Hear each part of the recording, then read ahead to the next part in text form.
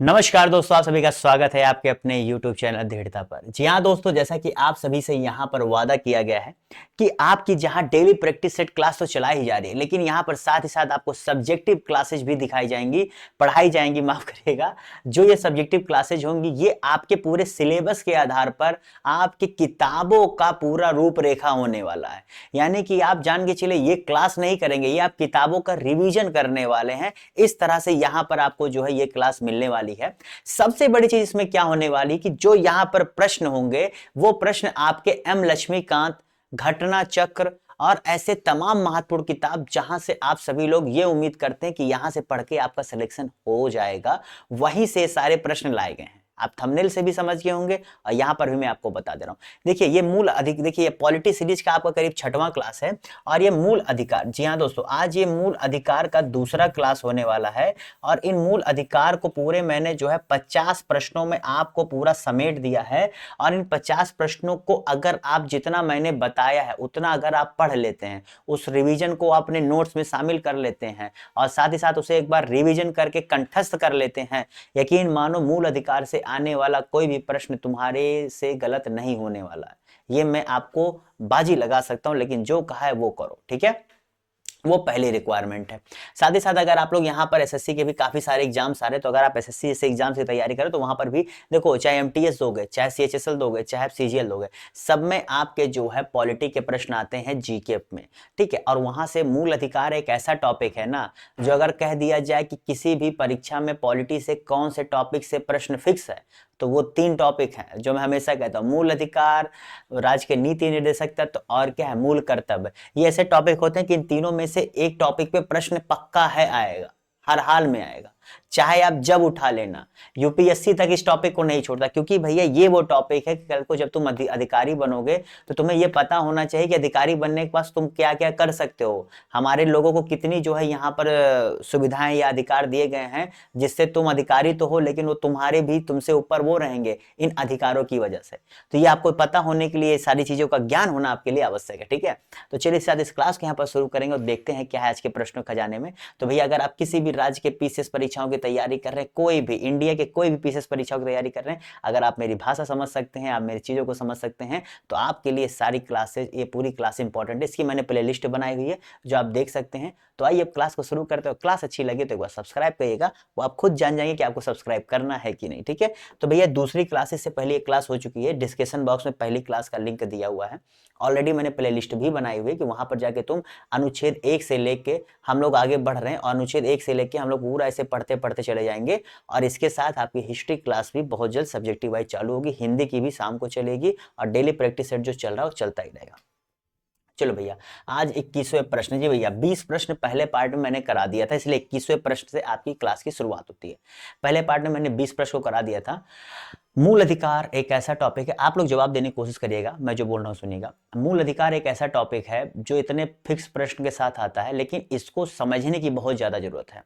खास करके पिछली बार जो अभी जो यहाँ पर रिसेंटली आरओ का 2023 का पेपर हुआ था, उसमें जो है अच्छे प्रश्न पूछे गए थे पॉलिटी से। जब ये अच्छे प्रश्न, मतलब प्रश्नों का तरीका अच्छा था। एक होता नहीं लेवल, जिसे कहते हैं इजी, मॉडरेट या फिर जो है क्या कहते हैं हार्ड। तो मॉडरेट लेवल के प्रश्न जो है आपके इस बार एग्जाम्स में यहाँ पर पूछा गया था, ठीक है, समझ गए। तो बताइए यहाँ पर जो शामिल किया गया है इसका सही जवाब क्या होगा। हाँ, तो देखिए भैया, जितने लोगों ने यहां पर इसका सही जवाब क्या दिया है, अनुच्छेद 21। आप समझिए, देखिए अनुच्छेद 21 क्या है, मैंने पहली क्लास में बताया था कि दुनिया, मतलब इंडिया में जितने भी मूल अधिकार है, जब तुम्हें कोई अनुच्छेद समझ में ना आ रहा हो, अगर वहां पे अनुच्छेद 21 दिख जाए तुम उसे सही कर लेना, ठीक है। खैर ये तो मैंने आपको यूं ही बता दिया था, लेकिन आप अनुच्छेद 21 समझिए कहता क्या है। अनुच्छेद 21 के अंतर्गत आपको दो, अनुच्छेद 21 क्या कहता है, प्राण एवं दैहिक स्वतंत्रता। क्या कहता है, प्राण एवं दैहिक स्वतंत्रता, ठीक है, यही कहता है। अब ये जो प्राण एवं दैहिक स्वतंत्रता है ये कब मिलता है आपको, प्राण एवं दैहिक स्वतंत्रता कब मिलता है, ये भैया आपको जो है विधि द्वारा स्थापित प्रक्रिया द्वारा। क्या है, विधि द्वारा जो स्थापित प्रक्रिया, यानी कि कानून के अनुसार जो पूरी एक प्रक्रिया बनाई गई है कि आपको ये साबित करना पड़ेगा, आप अगर साबित कर पाते हैं तो आपको ये छूट मिलेगी, तो वो जो पूरी प्रक्रिया है स्थापित है, तो विधि द्वारा स्थापित प्रक्रिया के अनुसार आपको क्या मिलता है भैया, प्राण एवं दैहिक स्वतंत्रता मिलती है। ठीक है, विधि द्वारा स्थापित प्रक्रिया। ठीक है, यहां पर जो ये बात कही गई है, यही आपके पता है विधि के द्वारा सम्यक प्रक्रिया के सिद्धांत। अब ये सम्यक प्रक्रिया के सिद्धांत कहां पर, अमेरिका संविधान जानते हो जी भैया, अमेरिकी संविधान में इसी शब्दावली का प्रयोग किया गया है। तो ये भैया जो देख रहे हो, चाहे विधि की सम्यक प्रक्रिया के सिद्धांत पर, चाहे आप कह दीजिए कि विधि के क्या नाम है, विधि द्वारा स्थापित प्रक्रिया के आधार पर, दोनों का अर्थ एक ही है, और ये आपको प्राण एवं दैहिक स्वतंत्रता इसी के अंतर्गत प्राप्त होती है। ठीक है, क्लियर, एकदम समझ गए ना अच्छे से। ये आप लोग अपने दिमाग में देखिए, मैंने इस प्रश्न में आपको जो जो चीजें बताई ये आप समझ लीजिए, क्योंकि अनुच्छेद 21 बहुत ज्यादा इंपॉर्टेंट है। इस विधि द्वारा स्थापित और विधि की सम्यक प्रक्रिया के सिद्धांत को मैंने दोनों को कोरिलेट कर दिया। ये किस देश से जो है संविधान से आया हुआ, ये भी मैंने आपको बता दिया। ठीक है, क्लियर, उम्मीद करता हूं इस पॉइंट को अब आप आगे गलत नहीं करेंगे। अगर जो यहाँ पर एड ऑन पॉइंट लगे उसे आप अपने नोट्स में शामिल करते चलिए, जो आपने पुराने नोट्स बनाए होंगे वहां पर एक पेज लीजिए, उस पेज में आप इन नई चीजों को नोट करिए और उसे पेज के साथ चिपका दीजिए या फिर उसे साथ रख दीजिए। ठीक है, बहुत काम आएगा। भारतीय संविधान का कौन सा अनुच्छेद व्यक्ति के विदेश यात्रा के अधिकार को संरक्षण प्रदान करता है? यहां पर देखिए, मैंने अभी पहली जब क्लास ली थी मूल अधिकार का, वहां पर मैंने आपको जो है विदेश यात्रा के अधिकार को संरक्षण प्रदान करने के संबंध में कौन सा अनुच्छेद काम करता है। देखिए, दरअसल व्यक्ति को अगर आंतरिक देश के अंदर अगर जो है यात्रा करनी हो, ठीक है, और अगर देश के बाहर बाहरी, यार रुक क्यों जाता है जो है यहाँ पर मक्खी से, बाहरी यात्रा करनी हो, तो इन दोनों के आधार में जो है अनुच्छेदों का अंतर आ जाता है। ये पहली क्लास में मैंने आप लोग को बताया हुआ था। ठीक है, इसलिए मैं आंतरिक का तो नहीं बताऊंगा, पहली क्लास देखो, क्लास नहीं देखोगे तो केवल यहीं पर हर चीज को मैं रिपीट करके पढ़ाऊं, इतना टाइम नहीं है भैया। ठीक है, तो इसलिए बताइए, तो यहां पर भैया अनुच्छेद 21 आता है। क्या अनुच्छेद 21 निकल के आता है क्या भैया? अनुच्छेद 21 जो है यहाँ पर वो विदेश यात्रा के क्या नाम है, विदेश यात्रा के अधिकार पर क्या है, संरक्षण प्रदान करता है। ठीक है, समझ गए? आपको मैंने बताया अनुच्छेद 21 में कई सारी चीजों का है। आपको अगर मैं कह दूं कि यहाँ पर इसे राज्य के बाहर भी जाने का अधिकार आपको इसके अंतर्गत मिल जाता है, तो ये काफी सारी चीजें जो है आपको इसके अंतर्गत मिल जाती है। ठीक है, निष्पक्ष सुनवाई का अधिकार, अरे बहुत सारे, मतलब कितना मैं बताऊं, अगर मैं बोलने लगूं तो बहुत सारे हैं और निकलते रहेंगे। समय समय सुप्रीम कोर्ट इसमें एड ऑन करता रहता है, मतलब जोड़ता रहता है, तो क्या ही इतना कीजिए। बस जो प्रश्न आ रहा है उस प्रश्न के अर्थ को समझिए, वो प्रश्न से कैसे जो है उस अनुच्छेद के संबंध में कैसे प्रश्न बन सकते हैं। आप यहाँ पर इसे रटिए मत। पॉलिटी को पढ़ने का और पॉलिटी के प्रश्न सही करने का खास करके मूल अधिकार के संबंध में एक ही तरीका है, जो चीजें प्रश्न जो आता है, प्रश्न को पहले समझो, प्रश्न को समझने के बाद उसके संबंध में कौन सा अनुच्छेद से उसका जुड़ाव हो रहा है, उस अनुच्छेद को आप समझो। बस यहां पर समझने की बात है। इसे जितना एनालिटिकल तुम इस पॉलिटी को समझोगे उतना दूर तक याद रहेगा। मैंने पॉलिटी को जब लक्ष्मीकांत से पढ़ना शुरू किया था तो पहले तो एक दो रीडिंग में मुझे समझ में नहीं आया, लेकिन मैंने उसको बार बार रिलेट करके पढ़ा कि हमारे आसपास चीजें हो रही हैं। अच्छा, ये अनुच्छेद से ये चीजें निकल के आने, तो इस अनुच्छेद का क्या उपयोग यहाँ पर हो सकता है। जब इतनी चीजों को मैंने साथ में किया तब जाके पॉलिटी मुझे समझ में आई। और आज भी तुम अगर मुझसे पर्टिकुलर पूछ लोगे ऐसे अचानक से तो मैं कई बार हड़बड़ा जाता हूँ, लेकिन हाँ अगर उस अनुच्छेद को मैं रिलेट करके थोड़ा सा समय लेता हूँ, रटा नहीं मुझे, थोड़ा सा समय लेकर उस संबंध में पढ़ करके मैं जवाब दे लेता हूँ। तो अंतर है, रटने वाले क्या होते हैं तुरंत बता देते हैं, लेकिन वो चीजों को एक्सप्लेन नहीं कर पाते। मैं तुम्हें एक्सप्लेन कर दूंगा, लेकिन तुम मुझसे पूछो तुरंत ये बताओ, तो तुरंत मैं नहीं बता पाऊंगा, ये दिक्कत है। तो ये होता है, आप किस प्रकार से पढ़ रहे हैं वही डिपेंड करता है। तो यहां पर भैया अपनी पसंद के व्यक्ति से विवाह करने के किसी व्यक्ति के अधिकार को संरक्षण देता है। किसके अंतर्गत आपको ये संरक्षण मिलता है बताइए, जवाब दीजिए, किसके अंतर्गत आपको संरक्षण? क्योंकि देखिए अभी हाल ही में सुप्रीम कोर्ट्स, कई हाई कोर्ट्स भी कह चुके हैं कि अपनी पसंद से आप शादी कर सकते हैं, लेकिन अपनी पसंद से शादी होती कहाँ है। कहीं ना कहीं लड़की घर वाले, लड़की कहती है घर वाले नहीं मान रहे हैं कहीं हो जाता है कि तुम बेरोजगार हो, काफी सारी दिक्कतें आ जाती है ना। और सबसे बड़ा इंडिया में प्रॉब्लम क्या है, शादी में अगर इंडिया में सबसे बड़ा प्रॉब्लम कोई है तो वो है कास्ट। तुम यार अब लाख अच्छे बन जाओ, कास्ट नहीं मिल रही, तुम्हारी शादी नहीं होती है। ये मैंने देखा हुआ है, इसलिए कास्ट बहुत बड़ा फैक्टर है। ठीक है, चलिए कोई बात नहीं, लेकिन यहाँ पर संविधान ने कह दिया है, सुप्रीम कोर्ट ने कहा था कि कर सकते हो, जब दोनों लोग राजी हो कर लो, तो तुम्हें कोई कुछ कर नहीं सकता। ऑनर किलिंग एक अलग चीज है, लेकिन आप वैधानिक तौर पर आप स्वीकृत किए जाएंगे, आपकी शादी कोई तोड़ नहीं सकता, बस ये फायदा होता है। तो अनुच्छेद 21 इसकी भी बात करता है जी भैया, अनुच्छेद 21 इसकी भी बात करता है कि आप अगर अपने पसंदीदा व्यक्ति से विवाह करना चाहते हैं या स्त्री से विवाह करना चाहते हैं, तो आपको अनुच्छेद के अंतर्गत ये आपको मूल अधिकार प्रदान किया गया है। ठीक है, समझ गए? क्लियर? चलो अगले प्रश्न की तरफ बढ़े। तो भैया समझ में आ रहा है, ये सारी चीजें देखो बहुत ही अच्छे और बहुत ही इंपॉर्टेंट प्रश्न है, इन सारी चीजों को जो है आपको पता होना चाहिए। ठीक है, और ये जजमेंट आपके 2018 में आया था इसके संबंध में, बहुत पुराना जजमेंट भी नहीं है, वैसे तो 6 साल हो गया, लेकिन एक होता नहीं कि हम लोग संविधान पढ़े तो संविधान 1947 1950 से चला आ रहा, तो हम लोग उसकी संबंध में बता रहे हैं कि ये रिसेंटली का है। ठीक है, मैं उसके डिफरेंस में बता रहा हूँ, बाकी हाँ 6 साल अभी भी हो गया। निम्नलिखित में से कौन संविधान के अनुच्छेद 21 के दायरे में नहीं आता है? चलिए बताइए कौन सा अनुच्छेद 21 के दायरे में नहीं आता है, बताइए, यहाँ पे इसका जवाब दीजिए। बहुत अनुच्छेद 21 का तुम लोग पढ़ लिए, इतना देर से समझ लिए, अब बताओ इसमें कौन सा अनुच्छेद 21 के अंतर्गत नहीं आता? इतना आसान सा प्रश्न है कि देखते कितने लोग सही करते हैं। कौन सा अनुच्छेद 21 के अंतर्गत नहीं आता? भैया अगर अनुच्छेद 21 को इतना बताते बताते जितना मैंने बोला, अगर समझने की कोशिश किया होगा किस प्रकार से प्राण एवं दैहिक संबंध प्राण एवं दैहिक स्वतंत्रता विधि द्वारा स्थापित प्रक्रिया के अनुसार चलता है, इसमें जो है आपके उन अधिकारों को जो है अधिकार दिया गया है जहां से आपके क्या नाम है, आपके जीवन जीने के अधिकार, आपके शरीर का जो अधिकार है वो आपको मिल सके। तो भैया यहाँ पर जो नहीं है वो आपका कौन सा है भैया? यहाँ पर है मृत्यु दंड। ठीक है, मृत्यु दंड भैया ये आपके अनुच्छेद 21 के अंतर्गत नहीं आता। ठीक है, बहुत ही आसान सा प्रश्न था, अगर आप लोगों ने ये भी दिमाग नहीं लगा पाया तो ये बताओ मैं कैसे करूं। ठीक है,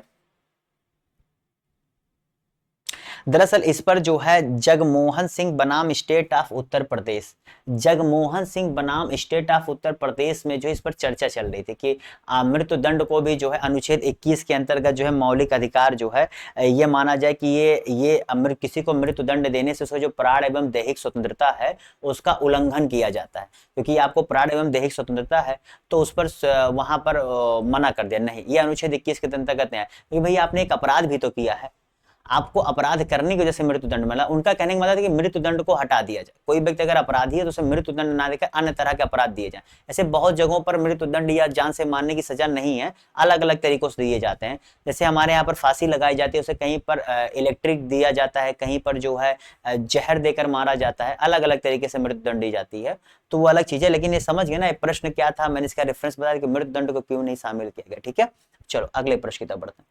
अगला प्रश्न यहाँ पर उच्चतम न्यायालय के किस मामले में के कारण संविधान के अनुच्छेद 21, जी भैया कौन सा वह मामला था, कार्य क्षेत्र का विस्तार कर शिक्षा, जी भैया शिक्षा के अधिकार को इसमें शामिल किया गया। आपको पता है कि अनुच्छेद 21 में एक नया प्रोविजन ऐड किया गया था, वो प्रोविजन क्या था? शिक्षा का अधिकार। वो शिक्षा का अधिकार किस केस की वजह से जो है शामिल हुआ था? बहुत ही इंपॉर्टेंट प्रश्न है, क्योंकि देखो तुम लोग जो है वनडे एग्जाम्स नहीं देने जा रहे हो, पीसीएस जैसे एग्जाम्स और अच्छे एग्जाम्स देने जा रहे हो, तो ये इस तरह की जानकारी तुम्हें पता होनी चाहिए। वन लाइनर आपको जो है वो यूपीपी और ऐसे छोटे मोटे एग्जाम्स में काम आते भैया, यहाँ पर इस तरह की जानकारी आपको पता होनी चाहिए। तो भैया यहाँ पर उच्चतम न्यायालय ने 1993 में, जी भैया क्या 1993 में उन्नी कृष्णन बनाम आंध्र प्रदेश, जी भैया 1993 में उन्नी कृष्णन बनाम आंध्र प्रदेश की केस में 14 वर्ष तक की आयु के बच्चों को निःशुल्क शिक्षा दिए जाने की यहाँ पर बात की थी। जी भैया निःशुल्क शिक्षा दिए जाने की बात थी, उसको जो है फैसला सुनाया था कि बिल्कुल इसे दिया जाना चाहिए और 14 साल तक के बच्चों का फीस बिल्कुल ही माफ होना चाहिए। ठीक है,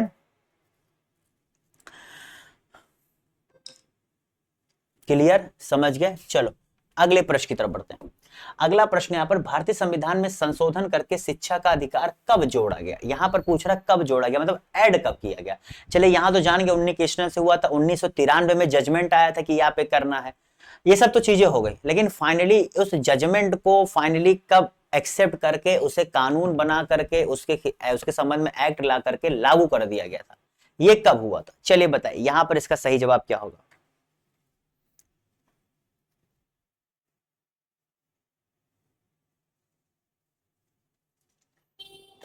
तो जितने लोगों ने देखिए ये आपको ये चीज तो पता होगा ना कि ये 14 वर्ष तक मतलब जो है जो देखिए ये उच्च शिक्षा और व्यावसायिक शिक्षा के संबंध में नहीं है, ठीक है। उच्च या व्यावसायिक शिक्षा के संबंध में यह नहीं होता है, यानी कि आपको जो फ्री आपको जो यहाँ पर एजुकेशन है वो इस संबंध में नहीं है, ठीक है। अभी हाल ही में कुछ स्टेट गवर्नमेंट्स के मैं वो पढ़ रहा था मैनिफेस्टो, पता नहीं वहां लागू हुआ कि नहीं। उन्होंने कहा था कि हम 12 तक, उन्होंने कहा था हम 12 तक फ्री शिक्षा देंगे। कुछ लोगों ने तो कहा था कि हम लड़कियों को ग्रेजुएशन तक फ्री शिक्षा देंगे। तो वो अलग अलग चीज है, अगर ऐसा करते हैं तो वो अलग चीज है, लेकिन अभी जो ये जजमेंट आया था ये उच्च और व्यावसायिक शिक्षा के लिए लागू नहीं होता है।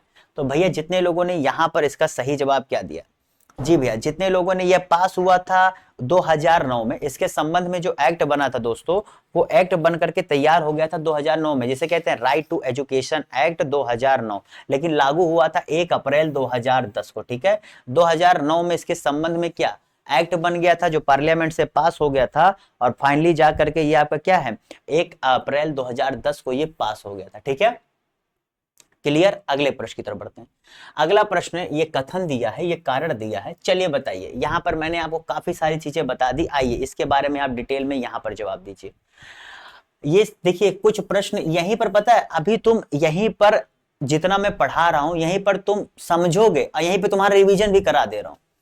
मतलब तुम अगर किताब से पढ़े हो, तुम पहले से तैयार हो, तो यहीं पर तुम्हें एक बार रिवीजन मतलब पढ़ा रहा हूं, और उसके बाद उसी के संबंध में आगे उसी के रिलेट में और भी अच्छे प्रश्नों से तुम्हें उसका रिवीजन करा दे रहा हूं कि कितना समझे। नहीं समझे तो इस प्रश्न से और समझो।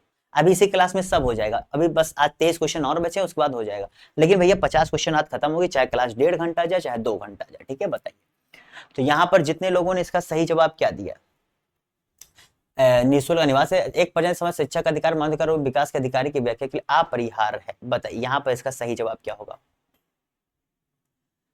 तो भैया जितने लोगों ने यहाँ पर इसका सही जवाब क्या दिया है, ए, जी भैया ए और आर दोनों सही, और आर ए का सही स्पष्टीकरण है।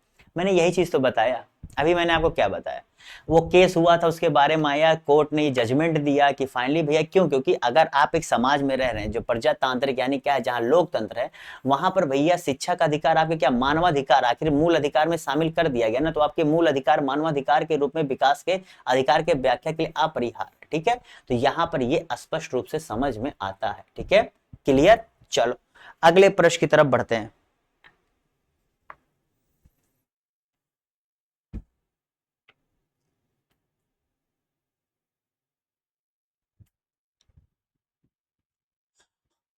क्योंकि आपको एक चीज अच्छे से पता होगी ना कि किसी भी व्यक्ति के विकास के लिए उसे शिक्षित होना बहुत जरूरी है। कुछ लोग कहते हैं कि हम पढ़े नहीं है कढ़े हैं, चाहे आप कढ़ो और चाहे आप पढ़ो, आप कहीं ना कहीं आप किताबी ज्ञान ना लेके कुछ ऐसे होता है स्किल ले रहे हो, तो स्किल भी एक ज्ञान है, वो ज्ञान आपको आ रहा है ना। पढ़ने का मतलब केवल किताब पढ़ना ही नहीं होता, पढ़ने का मतलब आप चीजों को सीख रहे हो, वो भी पढ़ाई का एक हिस्सा है, ठीक है। बस वो टेक्निकल फील्ड होता है। अगले प्रश्न की तरफ बढ़ते हैं। बहुत लोग कहते हैं पढ़े नहीं कढ़े, आप चाहे कढ़ो चाहे पढ़ो, कुल मिला करके आपके अंदर जो है इस प्रक्रिया से जड़ना पड़ेगा, और एक अच्छा व्यक्ति बनने के लिए उसे शिक्षित होना बहुत जरूरी है।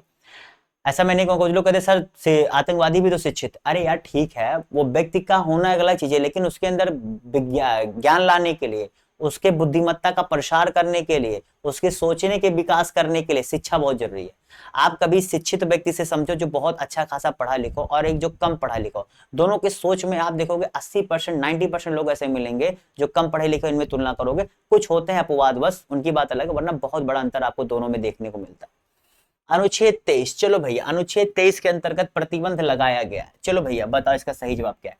देखो आपके जो संविधान है ना, उसमें खास करके आपका अनुच्छेद ये कुछ 5-6 अनुच्छेद इससे बहुत ज्यादा आता है, तो उसको मैंने अनुच्छेद 21, 22, 23, 24, ठीक है, और अनुच्छेद 17, 16, कुछ ऐसे अनुच्छेद जो बहुत बार रिपीट होते हैं और इनसे अच्छे खासे प्रश्न होते हैं, तो यहाँ पर आप देखेंगे उनको मैंने अच्छे खासे से कवर भी किया हुआ, ठीक है। उसके लिए परेशान मत हो, यहाँ आए हो तो सब कुछ सीख के जाओगे। तो अनुच्छेद यहाँ पर 23 की बात कर रहा, बताइए कि कौन किस पर प्रतिबंध लगाया गया है। तो आप लोग में से जितने लोगों ने यहां पर इसका सही जवाब क्या दिया, जितने लोगों ने क्या सभी जवाब दिया और सही कर ले, दरअसल भैया जब अनुच्छेद 23 के अंतर्गत ये जब आपका क्या नाम है, मानव दुर्व्यापार एवं बलात् श्रम का निषेध, मानव दुर्व्यापार, इस अनुच्छेद के अंतर्गत क्या लिखा गया था, मानव दुर्व्यापार एवं बलात् श्रम का, बलात् मतलब क्या, बलपूर्वक किसी से श्रम कराने का, बलात् श्रम का निषेध, ठीक है, मतलब ये चीज से आपको मना कर दिया जाता है अनुच्छेद 23 के अंतर्गत। यानी कि यहां पर आप जो है पुरुष या महिला को या बच्चों को वस्तु के समान खरीद बिक्री नहीं, जो स्लेव की प्रक्रिया पहले नहीं थी, दास बनाने की स्लेव, तो आप इस स्लेव सिस्टम को इसमें पहले नकारा गया। दूसरा क्या कह रहा है, दास, जी भैया दास आप नहीं बना सकते हैं, ठीक है, दास भी स्लेव पहले क्या होता था, दास बना के रखते थे, बिक्री करते थे, तो पहले दासों को ही बेचा खरीदा जाता था। तो भी वैश्यावृत्ति, जी भैया इसमें वैश्यावृत्ति को भी मना किया, आप किसी से बलपूर्वक वैश्यावृत्ति नहीं करा सकते।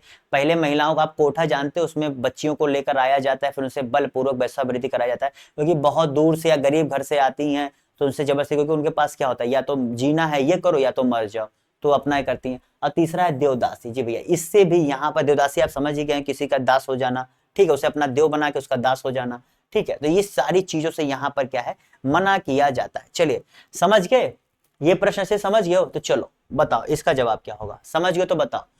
अनुच्छेद 24 बालकों के नियोजन पर प्रतिबंध लगाता है, चलो बताओ। अनुच्छेद 22 यहाँ पर 23 के बाद 24 के संबंध में कथन बताइए।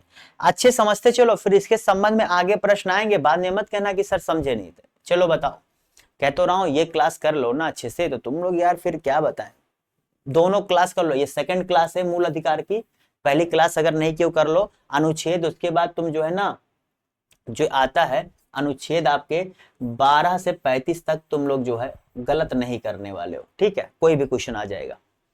तो अनुच्छेद 24 बालकों के नियोजन पर जो है प्रतिबंध लगाता है, यानी कि ठीक है 14 वर्ष से कम उम्र बच्चों केवल फैक्ट्री, खान अथवा अन्य परिसंकट गतिविधियों पर नियोजन पर प्रतिबंध लगाता है। अनुच्छेद 24 किसी की बात करता है,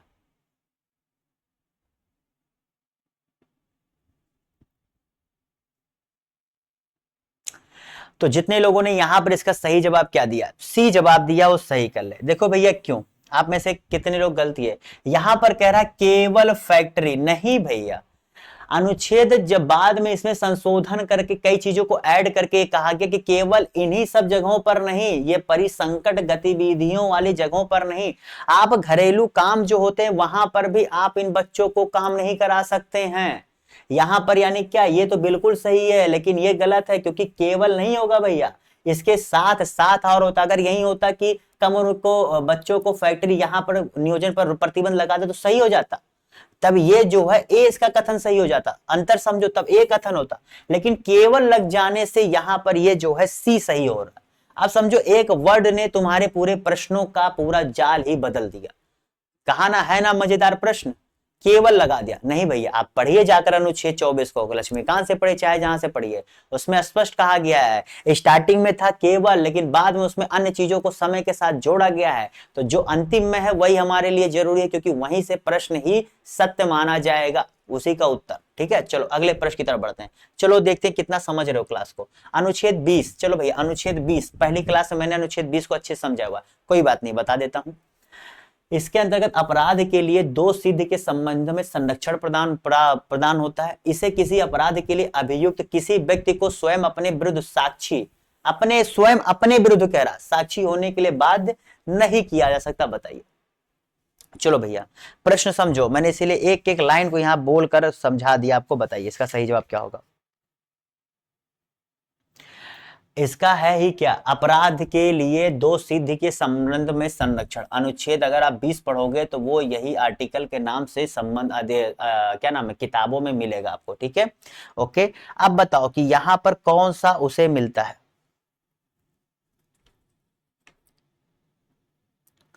तो भैया जितने लोगों ने यहां पर इसका सही जवाब क्या दिया है,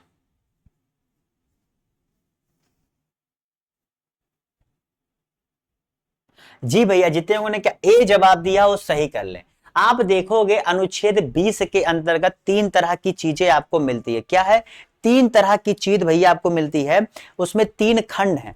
तीन खंड में पहला खंड ये कहता है कि अगर आपने कोई अपराध किया है, ठीक है, तो कोई पूर्व पद प्रभाव कानून नहीं होता। यानी कि जब आपने जो, जैसे मान के चलो आज आपने जो अपराध किया है वो अपराध के लिए जो सजा आज है वही सजा आपको मिलेगी। आप उसको जो है पहले से किसी कानून के आधार पर नहीं कर सकते। यानी कि आज के डेट में जो सिद्ध उस पर हो रहा है तो वही होगा जो उस समय का कानून उसके संबंध में बना हुआ है। ठीक है।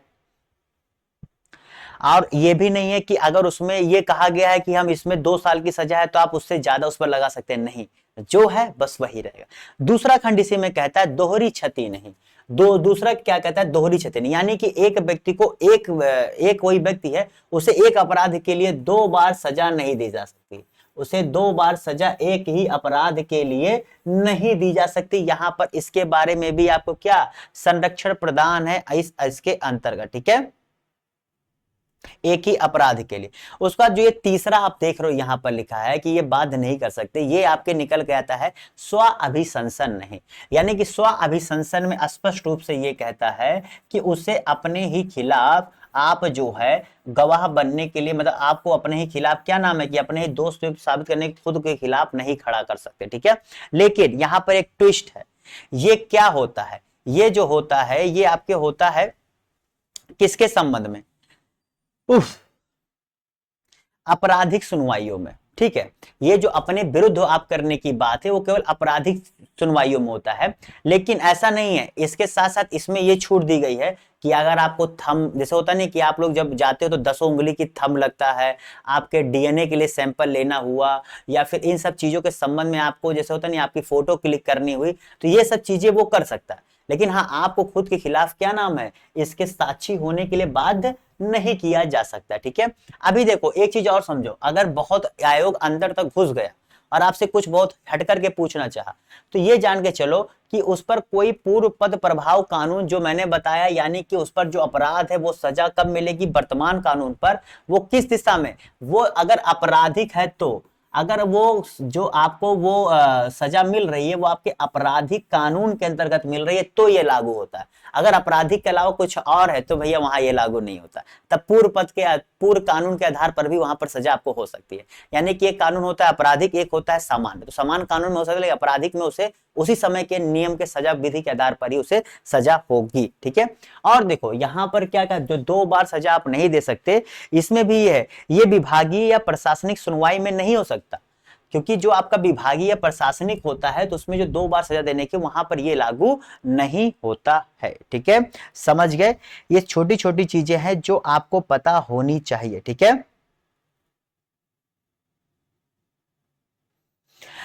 ओके क्योंकि जो आपका ये एक चीज को लेकर 2 बार आप सजा नहीं दे सकते, ये न्यायिक प्रकृति का है ही नहीं, मतलब इसमें न्याय प्रकृति का समावेश मिलता ही नहीं है। इसलिए ये जो है वहां पर जो विभागीय और प्रशासनिक में एक काम को लेकर 2 बार सजा नहीं देने का प्रभाव लागू नहीं होता है। ठीक है, तो आप समझ गए यहाँ पर ये क्या है, इसके तीनों पार्ट क्या है, कहाँ कहाँ लागू होते हैं, किन किन दशाओं में इसका उपयोग किया जाता है, और ये बेसिकली कहता क्या है। तो इस अनुच्छेद 20 को अब तुम पहली क्लास में बताया था, दूसरे में बता दिया, अब रट लेना। ठीक है, अब रट लेना, अब यहां से तुम लोग जो है बिल्कुल भी गलत मत करना। चलो अगले प्रश्न की तरफ बढ़ते हैं। अनुच्छेद 22 में 2 तरह की हिरासत का जिक्र है। कितने? 2 तरह की हिरासत का जिक्र है। एक है निवारक हिरासत, ठीक है, वह है मतलब एक दंड विषयक है, निवारक है। यहां पर यह बता दिया, फिर कह रहा है कि निवारक हिरासत वाला जिसमें बिना सुनवाई के अदालत में दोषी ठहराया जाए। चलिए बताइए यहां पर अनुच्छेद 22 अगर आप लोग पढ़े बताइए इसका क्या होगा। ये सब ऐसे प्रश्न है जो बच्चे पढ़ते नहीं है क्योंकि उन्हें समझ में नहीं आता है, कहते सर कंफ्यूज हो रहे हैं इसमें कहना क्या चाहता है। तो कोई बात नहीं, अनुच्छेद 22 को अच्छे समझो, आओ बताता हूं, बहुत ही डिटेल में समझाऊंगा यहाँ पर, क्योंकि अनुच्छेद 22 वास्तव में है ही बहुत ज्यादा कंफ्यूजन का सीधा। ठीक है, तो देखो भैया इसका सही जवाब क्या होगा, डी, कि ए और आर दोनों सही है, आर ए का सही स्पष्टीकरण है। दरअसल जब आपका अनुच्छेद यहां पर जो 22 है जो क्या बात करता है, निरोध एवं गिरफ्तारी से संरक्षण। क्या भैया? निरोध एवं गिरफ्तारी से संरक्षण। ओके, निरोध एवं गिरफ्तारी से संरक्षण, ये मैं लिख देता हूं क्योंकि बहुत लोग वरना इसके लिए भी कहेंगे सर लिख दिया करिए। ठीक है, गिरफ्तारी से संरक्षण। ओके, ये जो चीज आप देख रहे हो ये आपको जो है मिलता है इसमें। अब देखो इसका जवाब तो समझ गए। निवारक क्या होता है? निवारक में यह होता है कि आपको पुलिस जो है गिरफ्तार कर लेती है। किस बेसिस पे गिरफ्तार करती है? कि आप ऐसा कर सकते हो, मतलब यहाँ पर अगर आप देखते होगे, जैसे मैंने पिछली क्लास में बताया हुआ था, फिर बता देता हूँ कि यहाँ पर होता है जब चुनाव आता है, तो यहाँ पर चुनाव होता है तो स्टार्टिंग में जब चुनाव शुरू हो रहा होता है तो कुछ लोगों की एक लिस्ट होती है। उन लिस्ट में क्या करते हैं, उसे या तो घर में नजरबंद या फिर जो है उन्हें जेल में ले जाकर के बंद कर देते हैं। जो आपके गन्स वंस होते हैं उसे क्या होता है, हथिया लिया जाता है, जब क्या मतलब हथियार इन द सेंस कि जमा करा लिया जाता है थाने में। तो ये क्या है, ये निवारक है भैया, ये निवारक है। क्यों? इसमें ये होता है कि आप भविष्य में ऐसी गलती कर सकते हैं या आपने ऐसा किया तो कल को करेंगे, तो इससे बचाने के लिए आपको निवारक जो है क्या होता है, हिरासत में भेजा जाता है। ठीक है। और पहला देखो क्या है, दंड विषयक, ये कठोर कहा जाता है। जो दंड विषयक होता है वो कठोर होता है। ठीक है। इसमें एक व्यक्ति को दंड दिया जाता है अगर उसने कोई अपराध स्वीकार कर लिया। यहाँ दंड विषयक की बात मैं कर रहा हूं, यहां पर निवारक समझ गए ना, कि यहां पर तुम ऐसा कर सकते हो, इस बेसिस के संशय पर तुम्हें गिरफ्तार कर लिया जाता है। लेकिन दंड विषय क्या होता है, तुमने कोई अपराध किया उसे स्वीकार कर लिया है, ठीक है, या फिर क्या है, या फिर तुम्हें जो है अदालत द्वारा या किसी कोर्ट द्वारा या कहीं पर क्या है, अपराधी घोषित कर दिया, अदालत द्वारा तुम्हें क्या अपराधी घोषित कर दिया गया है, तो तुम्हें क्या होता है, तो तुम भैया इस दंड विषय, जिसे क्या दंड विषयक हिरासत में तुम्हें भेजा जाता है। ठीक है, ये समझ गए। अब देखो दंड विषयक में भी दो पार्ट होते हैं, दंड विषयक में भी मेरे दोस्तों दो पार्ट होते हैं। ठीक है, यहां पर पहला निकल के आता है, पहले के देखो कि अब देखो इसमें जो दंड विषयक में दो तरह के आपको अधिकार मिलते हैं। अब दो तरह के अधिकार क्या मिलते हैं, पहला अधिकार ये मिलता है कि आपको 24 घंटे के अंदर जो है मजिस्ट्रेट के सामने पेश किया जाएगा। और दूसरा ये कहता है, पहले खंड बता रहा हूं, दूसरा फिर उसी में ये कहता है कि आपको 24 घंटे से ज्यादा थाने में नहीं रह सकते जब तक कोई ठोस कारण की वजह से आपको ना बताया जाए। मतलब 24 घंटे तक आपको कोर्ट में रख सकते हैं, उसके बाद अगर उससे ज्यादा करना है तो उन्हें कोई ठोस आधार देना पड़ेगा कि हम आपको जो है करते हैं। दूसरी बात क्या आती है कि आप अगर गिरफ्तार कर रहे हैं तो आपको सूचना देंगे कि आपको इस वजह से गिरफ्तार किया जा रहा है। ठीक है, ये भी चीज वहां पर आपको बताया जाता है।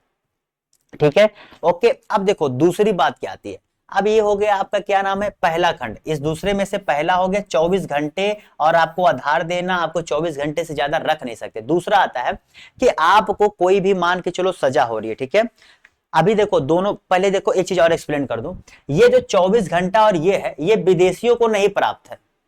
ये जो 24 घंटा आपको रख सकते हैं अगर कोई विदेशी नागरिक है, ठीक है, अगर कोई विदेशी नागरिक पकड़ा गया है, ठीक है, तो उसे भैया इस दंड विषय के पहले जो भाग है उसके अंतर्गत क्या, उसे ये सुविधा नहीं मिलती है कि आपको 24 घंटे के अंदर प्रस्तुत करना है, आपको जो है क्या नाम है, आपको आधार बताना है, आपको 24 घंटे ज्यादा नहीं रख सकते जब तक कोई प्रॉपर रीजन ना हो। वो केवल नागरिक के लिए है, वो विदेशियों को नहीं मिला। लेकिन इसका जो दूसरा भाग है वो दोनों लोगों को मिला है, जो ये कहता है कि आपको 3 महीने से ज्यादा जेल में नहीं रख सकते। रखना है तो कैद में रखना है तो कोई ठोस आधार होना चाहिए, या कोई एक समिति बनी हो, उस समिति के द्वारा सलाहकार बोर्ड हो, जो सलाहकार बोर्ड में न्यायाधीश सम्मिलित हो, उनके द्वारा तुम्हें जो है सजा दी जाए, या उसको जो है तुम्हें आधार बताया जाए कि तुम इस आधार पर 3 महीना से अधिक समय के लिए जेल में रहना पड़ सकता है। ठीक है, और साथ ही साथ इसमें यह भी अधिकार दिया गया है कि अगर तुम चाहो तो अपने खिलाफ प्रतिवेदन कर सकते हो, यानी कि तुम्हें जो रखा जा रहा है उसके खिलाफ तुम जा करके प्रतिवेदन कर सकते हो।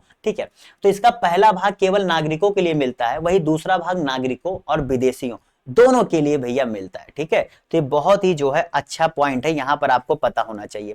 अब देखो ये चीज पता होना चाहिए कि दंड विषय को लेकर जितना डिटेल में हमारे भारतीय संविधान में चर्चा की गई है, इसके अलावा अगर कोई संविधान है तो वह ब्रिटेन का, वरना और कहीं आपको इतना डिटेल में चीजें मिलेंगी दंड विषय को लेकर। क्यों? क्योंकि हमारे संविधान को बनाते समय उन्होंने देखा था कि किस प्रकार अंग्रेज जो थे हमारे ऊपर जुल्म करते थे और भारतीयों को जेल में डाल देते थे, उनके साथ कितना अन्याय होता था। तो इन सारी चीजों को समझ के उन्होंने इसको जगह दी। ठीक है, वैसे आज भी आप देखते होंगे कि यूपी आप बात ले लो तो जेलों में सबसे ज्यादा अगर मृत्यु कैदियों की संख्या होगी तो उसमें टॉप पे यूपी है। मतलब जेल में मरने वाले कैदियों की संख्या, कहीं 2 फुट के पेड़ से बताओ कोई आत्महत्या कर लेता है, टोटी से आत्महत्या कर लेता है, ऐसी ऐसी खबरें आती हैं, क्या कहोगे। जब सिस्टम तुम्हारा है तो हम क्या कर सकते हैं। ठीक है, अधिकार है, लेकिन अधिकार होना अपनी जगह है, उस अधिकार को रिजल्ट में बदलना अलग जगह है। ठीक है, हमें अधिकार तो पता हो कम से कम, ये जरूरी है, लड़ना तो एक अलग की चीज है। चलिए, निम्नलिखित में से मैंने अनुच्छेद 22 के बारे में आपको इतना डिटेल में बता दिया। अब आइए अनुच्छेद 22 को सही करिए, देखते हैं आप कितना सही कर पाते हैं। बताइए, अनुच्छेद 22 में मैंने कम से कम 5 मिनट 7 मिनट दिया होगा क्यों दिया? क्योंकि आपसे अगला प्रश्न इसी के संबंध में है जो आपको बताना है, और ये अगर सही कर दे तो मैं समझूंगा कि मेरा 5 मिनट दिया गया सही हुआ। ठीक है, बताइए। अनुच्छेद 22 का 1, 22 का 4, 22 का 2 और 22 का 1। यहाँ पर 22 का 1 2 बार है, तो आप कंफ्यूज मत होइएगा, दोनों सत्य हैं। ठीक है, कंफ्यूज मत होइएगा। मतलब सत्य इन द सेंस दोनों सही हैं, मतलब प्रश्न के हिसाब से सही। अब सत्य है कि नहीं वो तुम्हें जवाब देना। ठीक है, बताओ।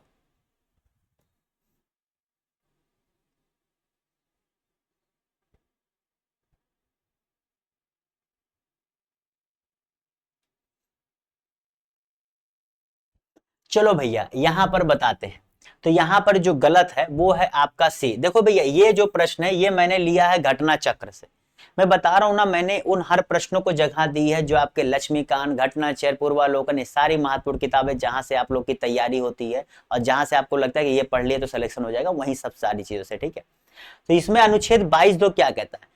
अनुच्छेद 22(2) दरअसल इस विषय में जिक्र करता है कि मजिस्ट्रेट के सामने, मैंने बताया नहीं कि आपको जो है 24 घंटे के अंदर प्रस्तुत करना है और आप 24 घंटे से ज्यादा आप रख नहीं सकते हैं, तो वो अनुच्छेद 22(2) बताता है। अभी मैंने जिक्र किया था।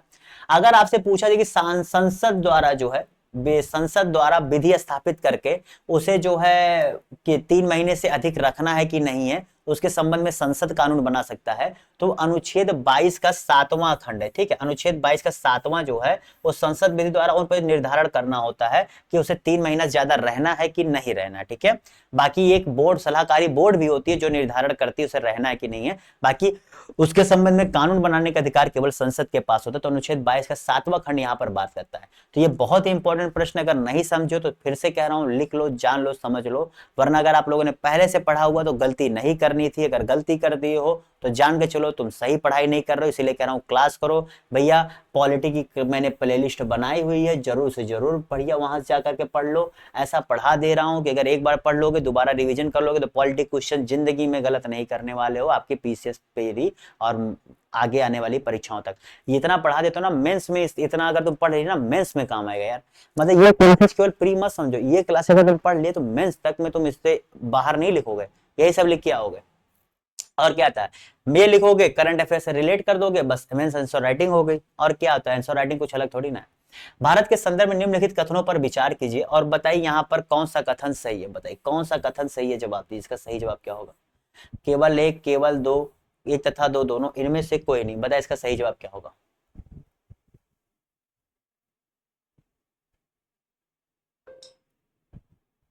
चलिए भैया जवाब दीजिए आप सभी लोग। यहां पर क्या कह रहा है, जब एक कैदी पर्याप्त आधार प्रस्तुत करता है तो ऐसे कैदी को पैरोल नहीं माना जाता, क्योंकि वह उसके अधिकार का मामला बन जाता है। कैदी को पैरोल पर छोड़ने के लिए राज्य सरकारों के अपने नियम है। पैरोल जिसे फरलो कहते हैं। ठीक है, देखिए, रिहा, बेल होना, बेल और पेरोल अलग चीज है, आप समझिएगा। बेल और पेरोल अलग चीज है, ये चीज पहले आप अपने दिमाग में बैठा लीजिए। पेरोल के लिए जो है जेल के संबंध में अपने कुछ कानून होते हैं, उस पर होता है। बेल आपको कोर्ट द्वारा लेकर के आना पड़ता है। ठीक है, ये जाने रहना।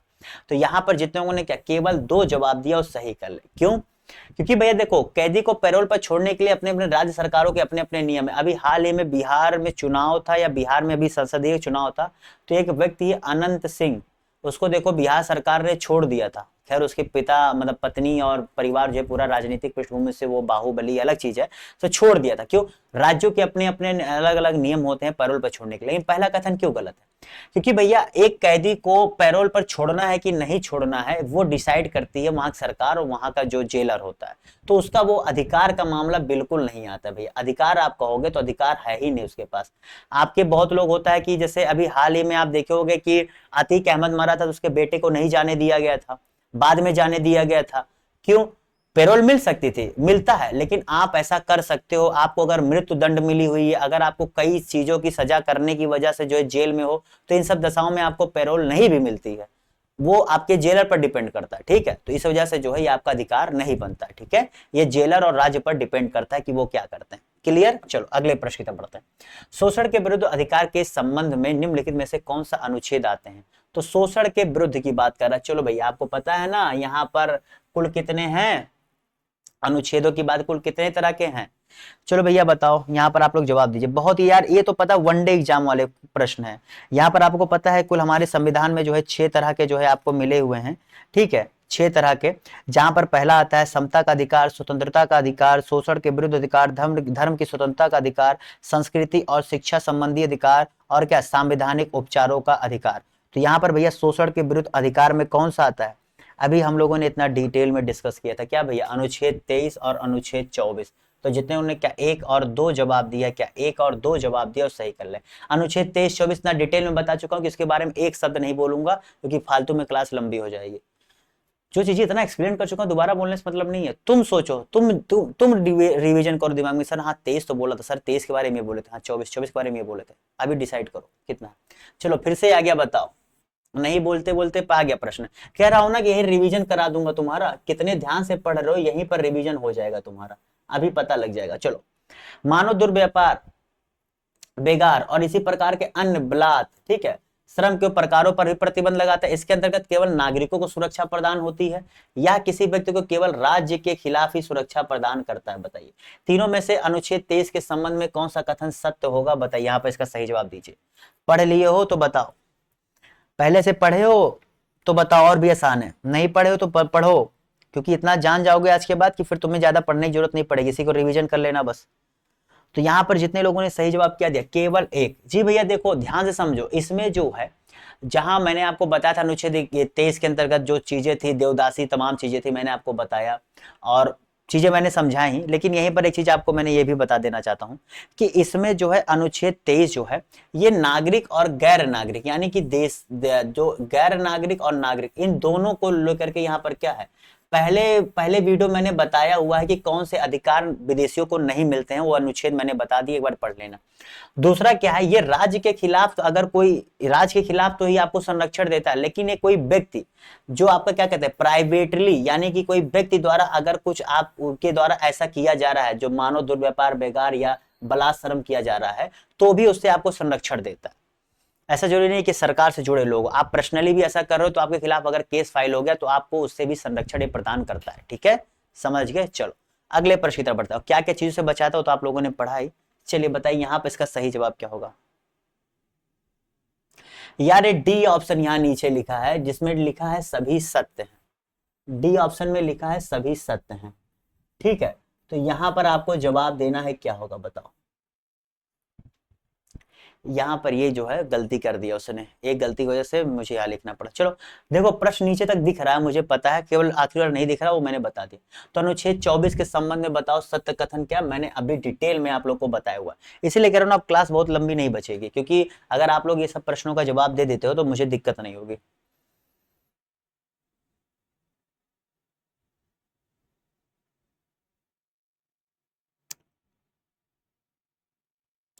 देखो भैया इसका अगर मैं बताऊं तो यहाँ पर इसका सही जवाब डी है, सभी कथन सत्य। मैंने अभी आपको बताया था कि मैंने बताने था कि केवल से मैंने बताया था गलत है, तो केवल के देखो जब बना था तो उसमें 14 वर्ष से जो कम थे उनको जो खतरनाक जगहों पर जहां संकट आ सकती वहां पर बना था।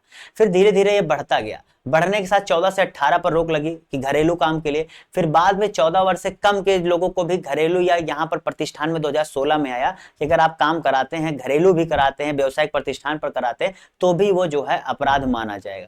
तो इसी प्रकार से यहाँ जो ABC देख रहे हो, तीनों मिलाकर के सभी क्या है, सत्य है, ठीक है, समझ गए, डिटेल में जान लो, स्क्रीनशॉट ले लो ये तीनों चीजें क्या है, फिर मैं अगले प्रश्न की तरफ बढ़ू। ले लिए, चलो अगले प्रश्न की तरफ बढ़ते हैं। अनुच्छेद 25 के अनुसार, चलो भैया फाइनली हम लोग अनुच्छेद 25 की तरफ बढ़ गए, अब नहीं जाएंगे। 22 21 22 23 24 ये 4 अनुच्छेदों को और 20 को भी मैंने 5 अनुच्छेदों को इतना बता दिया कि उम्मीद करता हूं इससे संबंधित प्रश्न अब गलत करोगे नहीं। बताओ इसका सही जवाब क्या होगा। इसके अनुसार धर्म की स्वतंत्रता के अधिकार के अंतर्गत क्या प्राप्त है, अंतःकरण की स्वतंत्रता, मानने का अधिकार, आचरण का अधिकार या प्रसार का अधिकार। बताओ इसका सही जवाब क्या होगा। केवल 1 2 4 बताइए इसका सही जवाब क्या होगा।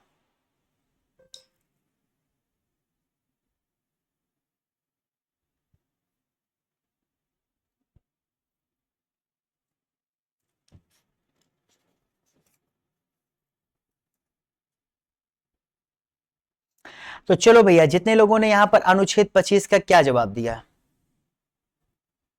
डी जवाब दिया। देखो भैया अनुच्छेद 25 अगर तुम पढ़ोगे तो कहता ही क्या है, अंतःकरण की, ठीक है, धर्म के अबाध रूप से मानने की, फिर उसके बाद क्या है, आचरण की और प्रचार करने की स्वतंत्रता की बात करता है, यानी कि इन्हीं 4 चीजों की स्वतंत्रता की बात वो करता ही है अनुच्छेद 25। यहां पर आपको क्या है, अंतःकरण की स्वतंत्रता का तात्पर्य उसका क्या होता है, अंतःकरण की ये है कि कोई भी व्यक्ति है वो भगवान को किसी भी रूप में मानने की जो है, अपने ढंग से उसको मानने की जो उसकी आंतरिक क्या है स्वतंत्रता है वो उसको है। वो अपने भगवान को निर्गुण सगुण अदृश्य जिस भी रूप में चाहे उस रूप में मान सकता है, उसके लिए आप उसे फोर्स नहीं कर सकते। दूसरा, मानने का अधिकार, यह है कि कोई भी व्यक्ति अपने धर्म को जो मान रहा है वो अपने विश्वास के आधार पर किसी भी प्रकार से मान सकता है, ठीक है। उसे यह भय नहीं होगा कि समाज हमें क्या कहेगा, ठीक है, तो उसकी भी स्वतंत्रता उसे यहाँ पर मिली हुई है। अगला है आचरण का अधिकार, यानी कि कोई भी व्यक्ति अपने जो धर्म को मान रहा है उसको किसी भी तरीके से पूजा, अपनी कोई भी परंपरा और अपनी कोई भी उस धर्म से संबंधित जो समारोह हो रहे हैं उसको करने के लिए स्वतंत्र है। उसको ये नहीं है कि आप ऐसा नहीं कर सकते हैं, ठीक है। बहुत से लोग कहते हैं कि बकरीद ऐसे ना मनाओ, वो ना मनाओ। भैया हमारे यहाँ उसे छूट दी गई है, लेकिन छूट का मतलब एक चीज है कि वहां से दूसरों को परेशानी ना, बाकी वो अपना मनाने के लिए स्वतंत्र है, उसे कोई रोक नहीं सकता, ठीक है। उसके बाद क्या, प्रसार का अधिकार। जी भैया, प्रसार का अधिकार यह है कि कोई भी, जैसे मान के चलो कोई भी धर्म का व्यक्ति है वो अपने धार्मिक प्रसार को अन्य व्यक्तियों से कर सकता है, लेकिन यहीं पर एक चीज की रोक लगाते हैं कि वो क्या नाम है, धर्म परिवर्तन नहीं करा सकता। धर्म परिवर्तन के संबंध में उसे क्या है, रोक है। अगर कहीं पर जबरदस्ती धर्म परिवर्तन कराने, जबरदस्ती की बात कर रहा हूं, धर्म परिवर्तन कराने जबरदस्ती धर्म परिवर्तन की बात आती है, धर्मांतरण की बात आती है, तो यहां पर क्या है, वो गलत हो जाता, वो उसे सुविधा यहां नहीं मिलती है, ठीक है। तो अनुच्छेद 25 भैया क्या है, और ये अधिकार नागरिकों और गैर नागरिकों दोनों को प्राप्त है। यह अधिकार आपको नागरिकों और गैर नागरिकों दोनों को जो है यहां पर ये अधिकार प्राप्त है। क्लियर, समझ गए। अनुच्छेद 25 को अच्छे से जान गए ना कि क्या है, कैसे है, क्या रोक है, क्या चीज है। चलो अगले प्रश्न की तरफ बढ़ते हैं। अनुच्छेद यहां पर बताइए, कह रहा है कि संविधान के किस अनुच्छेद के अंतर्गत सिखों द्वारा कृपाण और धारण करना धार्मिक स्वतंत्रता का अंग माना गया। चलो बताओ, धार्मिक स्वतंत्रता का अंग किस अनुच्छेद के अंतर्गत माना गया, बताइए। 25, 26, 24, 25, 26, 27 बताइए।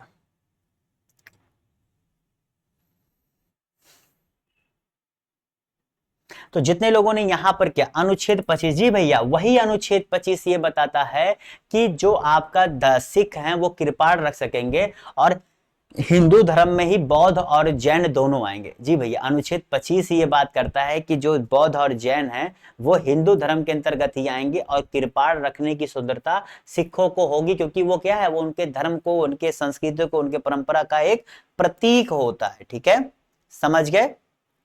ओके, चलो अगले प्रश्न की तरफ बढ़ते हैं, जो कि और भी अच्छा प्रश्न आने वाला है। बताओ, संविधान के अनुच्छेद 25 के अनुसार धर्म स्वतंत्रता का, ठीक है, जो धार्मिक स्वतंत्रता मिला है, उसका जो अधिकार मिला है वो किसके अधीन नहीं है। मतलब वह आपको धार्मिक स्वतंत्रता का अधिकार तो दे दिया गया, लेकिन इन चारों में से किसके अधीन जो है वो आपको नहीं दिया गया है। वो आपको एक इन 3 चीजों के आधार पर देखकर उसका नहीं दिया गया, बस ये पूछना चाह रहा, बताओ।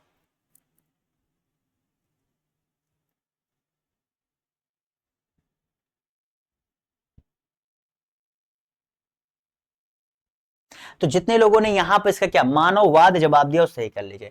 देखिए भैया, ये जो आपको मिला है ये सार्वजनिक व्यवस्था, स्वास्थ्य, सदाचार और जो अन्य मूल अधिकार के संबंध में आपको ये मिले हुए हैं। जो आपके पीछे मूल अधिकार हैं या आगे हैं इससे, उसके संबंध में मिले। यहाँ मानववाद की वजह से आपको ये अधिकार नहीं मिला हुआ है, यानी कि ह्यूमैनिटी की वजह से नहीं मिला है, बल्कि इसकी एक आपकी कहीं ना कहीं जो है, आप जिस व्यवस्था में रह रहे हैं, यानी कि जिस संसार में रह रहे हैं वहां पर एक व्यवस्था है। आपके स्वास्थ्य मतलब आपके स्वास्थ्य और पूरे सामाजिक स्वास्थ्य, उसके लिए सदाचार, क्योंकि भैया समाज में एक दूसरे को लेकर के सदाचार की भावना बनी रहे, इन सब आधार पर मानववाद से इसका कुछ भी लेना देना नहीं है। ये स्पष्ट रूप से संविधान में लिखा गया है, ये हम नहीं बता रहे, ना कोई व्याख्या किया, संविधान में लिखा गया कि हम किस आधार पर इसे दे रहे हैं। चलो अगले प्रश्न की तरफ बढ़ते हैं। संविधान के अनुच्छेद 26 में धार्मिक कार्यों के प्रबंध, जी भैया अनुच्छेद 26 भी आपको पता है धर्म कार्यों के संबंध में है, क्या प्रतिबंध लगाया जाता है, बताओ। यहां पर एक प्रतिबंध की पूछ रहा है, बताओ किस प्रकार का प्रतिबंध लगाया जाता है। अनुच्छेद 25 और 26 के बारे में एक चीज जान लेना अनुच्छेद 25 और 26 में एक बहुत ही बेसिक सा डिफरेंस है। अनुच्छेद 25 जहां व्यक्तिगत की बात करता है, वहीं अनुच्छेद 26 क्या है, सामुदायिक की बात करता है। ठीक है, अनुच्छेद 26 जो है सामूहिक रूप से जो धर्म अधिकारों की रक्षा की बात करता है। ठीक है, वहीं 25 क्या है, वहां व्यक्तिगत अधिकारों की गारंटी की बात करता है। ठीक है, तो आपसे जब भी आए 25-26 में, ये आपके व्यक्तिगत का मामला बन के आधार पर आपको संरक्षण मिला है, ये आपके धार्मिक सामूहिक सामूहिक धार्मिक के आधार पर आपको संरक्षण प्रदान करता है। ठीक है, समझ गए, सामूहिक धार्मिक आधार पर। ठीक है, तो जितने लोगों ने यहां पर इसका सही जवाब क्या दिया, तो जितने लोगों ने क्या डी जवाब दिया उससे कल है। जी भैया, अभी पिछला प्रश्न हम लोगों ने किया, क्या जवाब दिए थे, मैंने आपसे कहा ना केवल एक चीज का अंतर है 25-26 में, व्यक्तिगत और धार्मिक। बाकी जो यहां पर आपको जो चीजें दी गई हैं, जो वहां पर प्रतिबंध लगाया गया है स्वतंत्रता पर, वो क्या है, आपके लोक व्यवस्था पर, सदाचार पर, स्वास्थ्य के आधार पर, ठीक है, मानववाद के आधार पर, या फिर राष्ट्रीय सुरक्षा, शिक्षा, इसके आधार पर कोई रोक नहीं है। ठीक है, क्लियर, समझ गए। चलो अगले प्रश्न की तरफ बढ़ते हैं।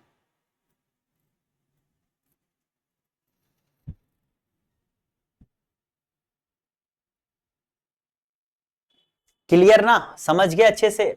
चलो भैया, प्रश्न पूरा दिख रहा, दिख रहा है। अनुच्छेद 27 आ गया, जो धर्म की अभिवृद्धि के लिए करों के संदाय से स्वतंत्रता की बात करता है, इसके संबंध में सत्य कथन नहीं है। बताइए अनुच्छेद 27 किसकी बात करता है, बताइए इसका सही जवाब क्या होगा।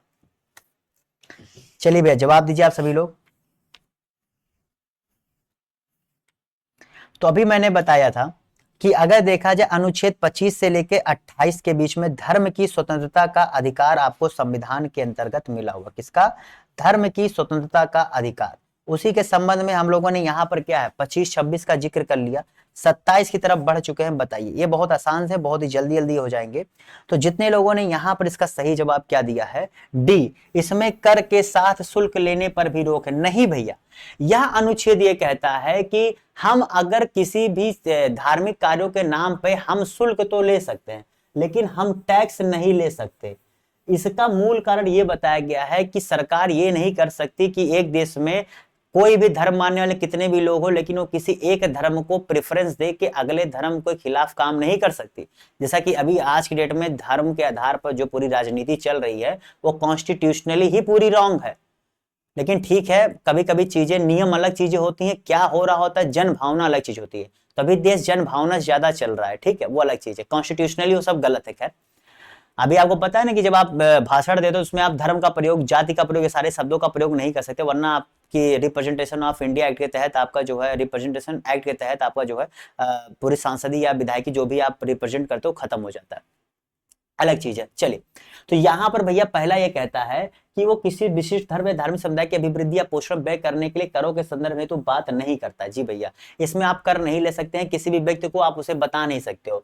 राज्य किसी धर्म का दूसरे धर्म के पक्ष से मतलब क्या है, पक्ष नहीं ले सकता। और करों का प्रयोग केवल रख रखाव एवं उन्नति के लिए किया जाएगा। मतलब आप अगर करना है तो सभी धर्मों का करो और कर सकते हो, ठीक है, लेकिन शुल्क लेने से आप नहीं रोक सकते। ठीक है, आप शुल्क लेने पर रोक नहीं है, कर लेने पर रोक है। लेकिन अगर करों का उपयोग कर रहे हो तो सभी धर्मों के लिए करना पड़ेगा, सिर्फ एक धर्म के लिए आपको नहीं करना। ठीक है, इसीलिए जो कहते हैं, क्यों, जैसे अभी आपने देखा होगा एक गवर्नमेंट थी यूपी में, उसने जो है जो क्या नाम है, शमशान बनाने के लिए जो है बिल्डिंग, जो बाउंड्री कराने के लिए पैसा दिया था, बहुत बड़ा बवाल हुआ था भाई। उसने जो क्या नाम है, जो आपके यहाँ पर जहाँ सौदा होते हैं, जहाँ जलाए जाते हैं, वहां पर भी तो उसने टीन सेट बनाने और तमाम चीजों के लिए पैसा देने की बात की थी। वो आपको बुरा नहीं लगा, लेकिन आपको जो है पलझाया जाता है राजनीतिक तरीके से, आपको जो उलझाया जाता है, आप लोग उलझ जाते हैं क्योंकि आपको पता नहीं, आप अपने अधिकारों को जानते नहीं है। क्योंकि आपको पता होना चाहिए कि अगर आप संवैधानिक काम करेंगे तो तुरंत आपकी उस जो काम होगा उसे नल एंड वाइट कर दिया जाएगा सुप्रीम कोर्ट, हाई कोर्ट द्वारा। ये चीज आपको पता होना चाहिए, लेकिन नहीं पता है, क्या करोगे, देश चल रहा है, हम भी चल रहे हैं। अगला प्रश्न यहाँ पर, अनुच्छेद 28 के अंतर्गत किस प्रकार के शैक्षणिक संस्थान में धार्मिक निर्देश पूरी तरह प्रतिबंधित है। बताओ कहां पर भैया धार्मिक निर्देश पूरी तरह प्रतिबंधित है, बताइए। तो जितने लोगों ने यहां पर इसका सही जवाब क्या दिया, चलो भैया देखते ही बताओ। भैया पूरी तरह प्रतिबंधित आपका ए है, बाकी अन्य तीन में आप कर सकते हो। छोटा मोटा चाहे जैसा हो, लेकिन अगर पूरी तरह से प्रतिबंधित है तो वह संस्थान जहां पूरी तरीके से राज्य सरकार का रख रखाव होता है पूरी तरीके से, वहां पर आप धार्मिक संबंध में कोई भी काम नहीं कर सकते हैं। जी भैया, जो मतलब जहां पर सरकार पूरी तरीके से देख रेख कर रही, वहां धार्मिक के संबंध में आप कोई भी पढ़ाई शिक्षा काम नहीं कर सकते, ठीक है। ओके, और 4 प्रकार की संस्था होती है जिनका पूरा रख रखाव राज्य करता है, जिनका प्रशासन राज्य करता है, लेकिन स्थापना किसी व्यास विन्यास या न्याय के तहत होती है, जो राज्य सरकार द्वारा मान्यता प्राप्त होते हैं, जो राज्य द्वारा ना तो वित्त प्राप्त करते हैं, ठीक है, जो राज्य द्वारा वित्त प्राप्त नहीं करते, प्राप्त करते हैं, ठीक है, मतलब सॉरी यहाँ पर वित्त प्राप्त करते हैं राज्य द्वारा, और यहाँ से मान्यता प्राप्त करते हैं, बाकी तीसरा आप समझ गए, ठीक है। पहले में पूरी तरह है, दूसरे वाले में क्या होता है, आप जो है धार्मिक शिक्षा की अनुमति है, और तीसरे और चौथे वाले में क्या है, आप स्वैच्छिक आधार पर धार्मिक स्वच्छता की मतलब आप अगर चाहें कि हमें धार्मिक शिक्षा देनी है तो ये तीसरे और चौथे टाइप वाले में दे सकते हो, इसमें तो आप दे ही सकते हो, इसमें धार्मिक स्वेच्छा पर डिपेंड करता है कि आप देना चाहते हो कि नहीं, ठीक है। चलो अगले प्रश्न की तरफ बढ़ते हैं। अगला प्रश्न है, अनुच्छेद 29 के अंतर्गत किनके हितों की संरक्षण होती है, बताइए। अनुच्छेद 29 के अंतर्गत, दरअसल अनुच्छेद 29 आपका दिया गया था तो अल्पसंख्यकों के हितों के संरक्षण के संबंध में दिया गया था। आपको मैंने बताया वो आपका 25 से 28 तक होता है, फिर 29 से 30 आपका जो है अलग आ जाता है, ठीक है, 29 से 30 आपका अलग खंड में आ जाता है, जो मैंने अभी आपको बताया हुआ है कुल टोटल जो आपको 6 अधिकार मिले उसके संबंध में, ठीक है। तो जहां वो धर्म की स्वतंत्रता का अधिकार था, वहीं पर जो है ये संस्कृति और शिक्षा संबंधी अधिकार के अंतर्गत आता है। तो जहां पर जितने लोगों ने इसका सही जवाब क्या दिया है, जी भैया, यहाँ पर धार्मिक भाषाई की बात की गई है और बहुसंख्यक अल्पसंख्यकों की बात भी की गई है, ठीक है। तो यहाँ पर जितने लोगों ने यहाँ पर क्या सभी जवाब दिया है वो सही कर ले, ठीक है। दरअसल इसको लेकर के उच्चतम न्यायालय ने ये बात कही थी कि ये जो अनुच्छेद है ये केवल अल्पसंख्यकों के मामले में नहीं है जैसा कि सामान्यतः माना जाता है, क्योंकि जो नागरिक का अनुभाग शब्द है इसका अभिप्राय अभिसंख्यक एवं बहुसंख्यक दोनों होता है। तो यानी कि जहां पर बहुसंख्यक में भी कोई अगर अल्पसंख्यक टाइप की चीज आ रही तो वहां पर भी अनुच्छेद 29 क्या होता है, उनके संरक्षण की बात की जाती है, क्योंकि नागरिकों की यहां पर जब बात आती है तो उसमें ये भी सम्मिलित होते हैं, ठीक है, समझ गए। चलो अगले प्रश्न की तरफ बढ़ते हैं। अगला प्रश्न है, अनुच्छेद 30 की बात कर रहा है। चलो बताओ भैया, धर्म संस्कृति और शिक्षा के अधिकार के अंतर्गत है ये, बताओ इसका सही जवाब दो, बताओ भैया, फटाफट जवाब देते रहो, बताओ। बस भैया मुश्किल से 10 मिनट में आप लोग क्लास खत्म हो जाएगी। तो देखो ये भाग 2 है और भाग 1, इन दोनों भागों को अगर आप मिला के पढ़ लेते हो, ठीक है, जो प्लेलिस्ट भी मैंने बनाई हुई है, यकीन मानो तुम्हारा पूरा मूल अधिकार, देखो मूल अधिकार को अच्छे से समझना है तो 2 घंटे मैंने प्रश्न के जितना बताने का प्रयास किया ना, आप अगर नॉर्मल बैठने पढ़ोगे, जिस दिन तुम मूल अधिकार उठाओगे पढ़ने बैठोगे तुम्हें 2 घंटे ज्यादा लग जाएगा। अगर तुम 2-3 बार पढ़े हो तो पहली बार बैठोगे तो 2 दिन लग जाएगा, खास करके लक्ष्मीकांत जैसी किताब से जहां से मैं पढ़ा रहा हूँ, केवल एक चैप्टर पढ़ने में तुम्हें 2-3 दिन लग जाएगा, और अगर रिवीजन की हो तो तुम्हें 2 घंटा लग जाएगा, और 2 घंटे में तुम्हें पूरी चीजें बता दे रहा हूँ डिटेल में, और ऐसे प्रश्नों के साथ। अगर तुम प्रश्नों को ही केवल समझ के तो जान के चलो आधे से ज्यादा चीजें तुम्हारे दिमाग में ऐसे बैठ जाएंगे, ऐसे प्रश्न है। और ये सब प्रश्न जो देख रहे हो ना, इसमें से 80% प्लस तुम्हें कहीं नहीं मिलेंगे, 80% प्रश्न तुम्हें कहीं नहीं मिलेंगे, कोई भी किताब खरीद लेना उस किताब में नहीं मिलेगा, क्योंकि ये प्रश्न मैंने खुद बनाए, ठीक है, कोई भी किताब में प्रश्न नहीं मिलेगा, सिलेबस वही है, लेकिन प्रश्न मैं बनाता हूं कि कहां से कैसे प्रश्न लेकर आऊं जिससे आप उसको पढ़ के आपके अंदर कौतूहल मचे कि ये भी होता है वो भी होता है, क्योंकि मैं एक स्टूडेंट के नजरिए से प्रश्न बनाता हूं, केवल मुझे ये नहीं है कि पढ़ाना है, ठीक है। चलो बताइए भैया यहाँ पर इसका क्या होगा। तो देखो भैया यहाँ पर भी जैसे आपको अनुच्छेद 28 में जिक्र था 4 प्रकार के संस्थानों का, वैसे अनुच्छेद 30 भी जो है यहाँ पर क्या है, शिक्षा संस्थानों की स्थापना और प्रशासन करने का जो अल्पसंख्यक वर्गों का अधिकार है उसके अंतर्गत बात करता है। तो यहाँ पर क्या है कि राज्य से आर्थिक सहायता एवं मान्यता 3 प्रकार की अल्पसंख्यक जिक्र मिलता है, तो 3 प्रकार से कौन है।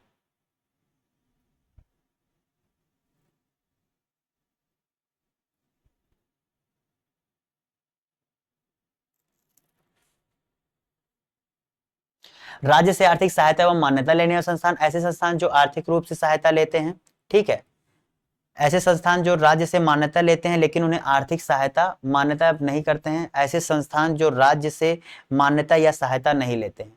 तो यहाँ पर जो 3 है भैया वो आपका पहला तीसरा चौथा यानी कि डी होगा। ठीक है, जो दूसरा है ये नहीं होता भी। ऐसे संस्थान जो राज्य से आर्थिक सहायता लेते हैं ऐसा कोई भी संस्थान यहाँ नहीं होता। ठीक है, जो आपके क्या नाम है, अल्पसंख्यकों को अपने बच्चों को अपनी भाषा में शिक्षा देने का जो अधिकार है, जिसके अंतर्गत ये 3 प्रकार की संस्थाएं बता रहा हूं, पहला तीसरा चौथा, वो जो है आपको प्रदान मतलब मिलता है। ठीक है, समझ गए। यहां पर देखो जो ये पहला और तीसरा है, ये दोनों संस्थानों में क्या होता है, यहाँ पर स्टाफ, पाठ्यक्रम, शैक्षणिक अनुशासन, सफाई व्यवस्था सब जो है राज्य के अनुसार होगा। लेकिन जो ये तीसरा होगा, जहां से संस्थान राज्य से मान्यता सहायता नहीं लेते हैं, यहाँ पर क्या होगा, जो कानून, यहाँ पर जो सारी व्यवस्थाएं होंगी, प्रशासनिक व्यवस्थाएं, सारी चीजें वो सामान्य कानून के तहत होंगी। ठीक है, यहाँ पर राज्यों के अनुसार पूरी तरीके से नहीं होंगी, लेकिन राज्यों के कानून के अनुसार तो होंगी ही। ठीक है, समझ गए। चलो भैया अगले प्रश्न की तरफ बढ़ते हैं। अगला प्रश्न है कि भारतीय संविधान का अनुच्छेद 30 अल्पसंख्यक वर्ग शब्द को परिभाषित नहीं करता है, संविधान केवल भाषाओं और धार्मिक अल्पसंख्यक वर्गों को मान्यता प्रदान करता है। चलो भैया देखते हैं कितने लोग इसका सही जवाब कर देते हैं। चलिए भैया देखते हैं कितने लोग इसका सही जवाब देते हैं। अभी मैंने काफी चीजें यहां पर आप लोग को बताई हैं।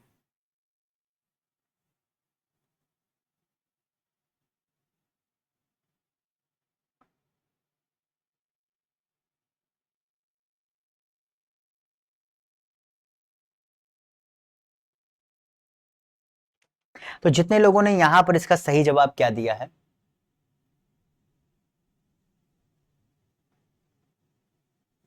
जी भैया अगर यहां पर इससे पूछा जाए क्या होगा, ए, देखो भैया क्या यहां पर परिभाषित भी सही व्याख्या है। जी भैया अनुच्छेद 30 में आपके अल्पसंख्यक वर्ग की बात की गई है कि वहां पर वो भाषाई और धार्मिक होंगे। जो बहुसंख्यक की बात है वो यहां पर नहीं लागू होती, आप समझिएगा।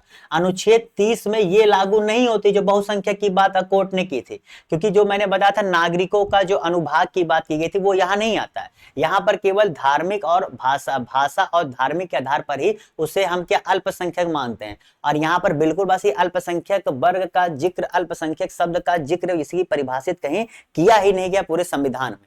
तो ना अनुच्छेद 30 में किया गया, ना अनुच्छेद 28 में किया गया। ठीक है, ये जाने रहना, और इसमें दोनों चीजें आती ये जाने रहना। ठीक है, इससे ज्यादा प्रश्न आपसे नहीं बन सकता इसके संबंध में। ठीक है, अनुच्छेद 32 जिसके बिना संविधान अर्थहीन है, यह संविधान की आत्मा और हृदय है, किसने कहा था बताइए, इसका सही जवाब क्या होगा।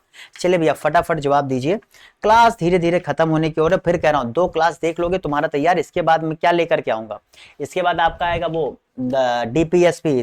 ठीक है, और उसका धीरे धीरे आपकी चीजें यहां पर खत्म हो रही हैं।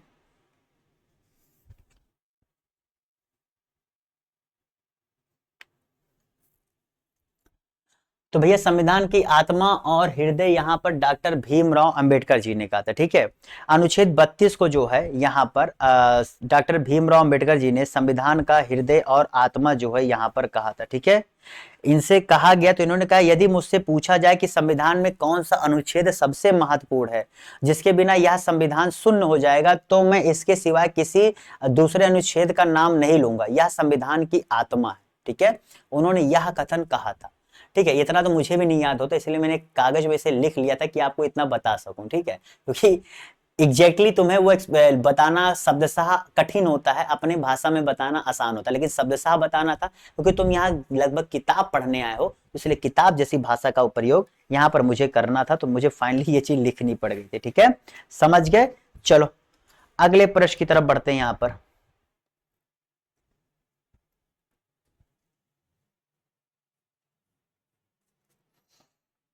अगला प्रश्न है यहाँ पर कि कौन से अधिकतर भारतीय संविधान के अनुच्छेद 32 के अंतर्गत परिवर्तित किया जा सकता है, प्रवर्तित किए जा सकते हैं, संवैधानिक अधिकार, मौलिक अधिकार, संवैधानिक अधिकार या उपरोक्त सभी।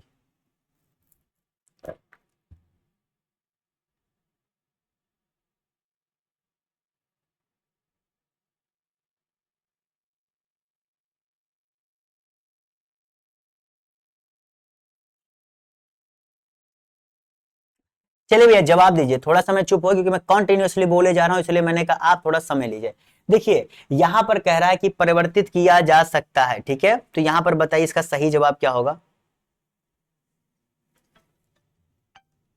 1 मिनट, चलिए जवाब दीजिए।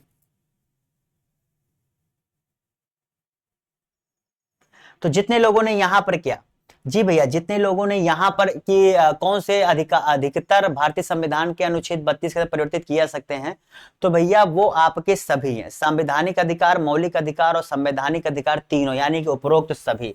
जितनों ने यहाँ क्या उपरोक्त सभी जवाब दिया है वो सही कर ले, ठीक है। जितनों ने यहाँ पर क्या उपरोक्त सभी जवाब दिया है वो सही कर ले। बहुत ही अच्छा प्रश्न था ये, जिसमें से काफी लोगों ने यहाँ पर आपके जो है, जैसे मैंने समय जानबूझकर दिया जिससे आप लोग इसका जवाब देते हुए सोच सके, समझ सके, ठीक है। 1 मिनट माफ करिएगा, मैंने शायद गलत जवाब दे दिया, नहीं माफ करेगा, माफ करिएगा, ठीक है। 1 मिनट, मैंने जो है समय दिया लेकिन मैंने गलत जवाब दिया। ये मौलिक अधिकार, शायद मैं फ्लो में आ गया, मौलिक अधिकार, ठीक है। क्योंकि मूल अधिकारों की हम लोग बात कर रहे हैं ना, तो अनुच्छेद 32 जो है मूल अधिकारों के संबंध में ही आपको प्रतिपादित करने का अधिकार प्रदान करता है, सभी के लिए नहीं, ठीक है। सॉरी फॉर दिस, बट सही जवाब इसका मूल अधिकार है। सॉरी अगेन, ठीक है। चलो हो जाती यार, गलत नहीं पढ़ाऊंगा, बस ये थोड़ी सी होगी गलती। सुमेलित कीजिए। चलो भैया, यही अनुच्छेद 32 के वो 5 क्या कहते हैं, 5 हो जो आपके बहुत पूछे जाते हैं। बंदी प्रत्यक्षीकरण, परमादेश, प्रतिषेध, उत्प्रेषण, अधिकार पृष्ठा, ठीक है। चलिए यहाँ पर इसका मिलान करिए, कौन सा किससे मिलता है, ठीक है। बस यही अगर आपने सही कर दिया, जान के चलो आप पूरा जानते हो, यानी कि आप जो है पूरा इसका सही जवाब जानते हो, ठीक है। बंदी प्रत्यक्षीकरण, ये बताइए इसका क्या होता है। बंदी प्रत्यक्षीकरण में हट जाऊं पहले ना, वरना आपको दिखेगा नहीं, फिर आप कहोगे सर आप हटो तब तो हम जवाब देंगे। बिल्कुल बात सही है भैया। आपको पता है ना कि आपके संविधान में अनुच्छेद 32 और अनुच्छेद 226, अनुच्छेद 226 राज्य के हाई कोर्ट को, अनुच्छेद 32 आपके सुप्रीम कोर्ट को अधिकार प्रदान करता है कि वो जो इसके अंतर्गत रिट जो है जारी कर सकते हैं, ठीक है। ये आपको पता है ना, जो 5 प्रकार के रिट है। और आपको ये भी पता है कि ये जो है बंदी प्रत्यक्षीकरण, परमादेश, प्रतिषेध, उत्प्रेषण और अधिकार परीक्षा, ये सारे जो है जारी किया सकते हैं दोनों कोर्ट द्वारा। ओके तो यहां पर अगर मैं पूछूं बंदी प्रत्यक्षीकरण, तो इसे जो है लैटिन भाषा से लिया गया है, जिसका शाब्दिक अर्थ होता है को प्रस्तुत किया जाए। क्या को प्रस्तुत किया जाए, लेकिन यहां पर आप देखोगे कहीं नहीं मिल रहा होगा, ठीक है। परमादेश का होता है क्या कि हम आदेश देते हैं, तो आपको यहां पर मिल गया होगा हम आदेश देते हैं। हम आदेश देते हैं का मतलब ये होता है कि यह एक नियंत्रण है जिसे न्यायालय द्वारा सार्वजनिक अधिकारियों को दिया जाता है कि वह उनके जो आदेश या उनके जो कार्य हैं उसको नकारने के समय, अगर आपने उनके द्वारा दिए गए आदेश को अगर आप नहीं कर रहे हो, जो आपके कोर्ट कह रहा है, तो पूछते हैं कि भैया आप क्यों नहीं कर रहे हो मैं जो कह रहा हूं, तो उसके संबंध में ये होता है, ठीक है। और ये जो है निजी व्यक्तियों के खिलाफ ये परमादेश नहीं जारी होता, निजी व्यक्तियों के खिलाफ ये परमादेश नहीं जारी होता, जो गैर संवैधानिक उनके खिलाफ नहीं होता है, ठीक है। जो संविदात्मक दायित्व जो संविदा पर है वो काम कर रहे उन पर ये लागू नहीं होता है, ठीक है। तो ऐसे, और भारत के राष्ट्रपति, राज्य के राज्यपाल, उच्च न्यायालय के मुख्य न्यायाधीश जो न्यायिक क्षमता में कार्यरत हैं, दरअसल आप अगर रिटायर हो गए हैं तो नहीं, अगर आप कार्यरत हैं तो आप पर लागू नहीं होता, ठीक है। तो परमादेश। प्रतिषेध क्या होता है, इसे कहते हैं रोकना। क्या होता है, इसका होता है रोकना, ठीक है। तो यहां पर ये क्या होता है, ये जो उच्च न्यायालय होते हैं ये अपने अधीनस्थ न्यायालय या अधिकरणों को उनके क्या नाम है न्याय क्षेत्र से उच्च न्यायिक कार्यों करने से रोकते हैं कि भैया आपका ये एरिया है, आप इससे ज्यादा काम नहीं कर सकते, आप यहीं पर ही रुक करके काम कर सकते, ठीक है। तो यहां पर इसका क्या हो जाएगा, अधीनस्थ न्यायालय का क्या लेख हो गया। उत्प्रेषण, उत्प्रेषण में क्या होता है, प्रमाणित होना। क्या होना भैया, प्रमाणित होना या सूचना देना, ठीक है। प्रमाणित होना या सूचना देना। तो यहां पर क्या दिख रहा है आपको, पूर्णतः सूचित कीजिए, ठीक है। यहां पर क्या करता है, यहां पर भी सेम वैसे है कि उच्च न्यायालय द्वारा जो अपने नीचे काम करने वाले हैं उनको जो लंबित मामले होते हैं उसको या तो आप मेरे पास भेजिए या आप जो है उन पर कोई ना कोई डिसीजन लीजिए। आप उसे देर कर रहे हैं तो ये नहीं हो सकता, तो ये पूर्णतः सूचित करिए मुझे कि क्यों ऐसा हो रहा है, अगर ऐसा हो रहा है तो बताइए या आप उस पर काम करके दीजिए, ठीक है, समझिए। और ये है आपका क्या, पहला तो आपका क्या बच रहा है, किस हमें शरीर चाहिए, और आपका क्या बच रहा है यहाँ पर, उत्प्रेषण हो गया। हाँ ये बच रहा है, किस अधिकार से। अधिकार परीक्षा ये होता है भैया कि प्राधिकृत या वारंट के द्वारा, इसका अर्थ होता है प्राधिकृत या वारंट के द्वारा, ठीक है। इसमें यह होता है कि इसे न्यायालय द्वारा किसी व्यक्ति द्वारा सार्वजनिक कार्यालय में दायर अपने दावे की जांच के लिए जारी किया जाता है, ठीक है। अगर किसी व्यक्ति द्वारा लोक कार्यालय के अवैध अनाधिकरण ग्रहण करने से रोकता है, ठीक है। मतलब कोई व्यक्ति है जो सार्वजनिक चीज पर अगर उस पर क्या करता है, अधिकार जनाने लगता है, तो उस पर रोक करने के लिए क्या है, अधिकार परीक्षा जारी किया जाता है। तो यहां पर इसका सही जवाब क्या हो जाएगा भैया, पहले का चौथा, दूसरे का तीसरा, और फिर क्या है आपका तीसरे का पांचवा, चौथे का पहला और पांचवे का दूसरा। तो यहां पर सी जितने लोगों ने जवाब दिया सही कर ले। चलो अगले प्रश्न की तरफ बढ़ते हैं। निम्नलिखित कथनों पर विचार कीजिए। अनुच्छेद 301 संपत्ति के अधिकार से, इसका ये है, यहां पर ये 3 कथन है, बताइए तीनों में से कौन सा सही है, जवाब दीजिए। तीनों में से कौन सा सही है, जवाब दीजिए। अनुच्छेद यहां पर 301 के संबंध में पूछ रहा, बताइए।